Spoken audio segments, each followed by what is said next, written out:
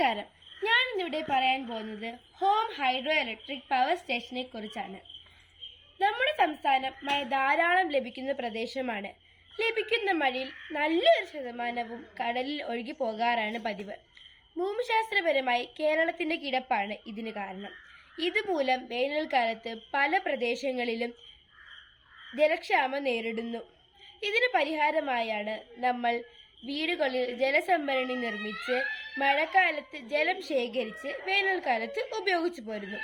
സമാനമായി നമ്മൾ നേരിടുന്ന ഒരു പ്രശ്നമാണ് വേനൽക്കാലത്തെ വൈദ്യുതി വിതരണത്തിലെ കുറവ്.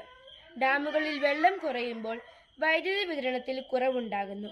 ഈ കുറവിന്റെ പരിഹാരമായി അല്ലെങ്കിൽ ഈ പ്രശ്നത്തിന് പരിഹാരമായി ഞങ്ങൾ അവതരിപ്പിക്കുന്ന മാർഗമാണ് home hydro electric power station. ഇതിന്റെ പ്രവർത്തനം എങ്ങനെയാണെന്ന് നോക്കാം. നമ്മുടെ വീടുകളുടെ ടെറസിൽ വീഴുന്ന വെള്ളം സമീപം ഉയരത്തിൽ സ്ഥാപിച്ചിട്ടുള്ള ജലസംഭരണിയിൽ ശേഖരിക്കുന്നു. നല്ല ശേഷിയും ബലവും ഉറപ്പുമുള്ളതായിരിക്കണം ജലസംഭരണി.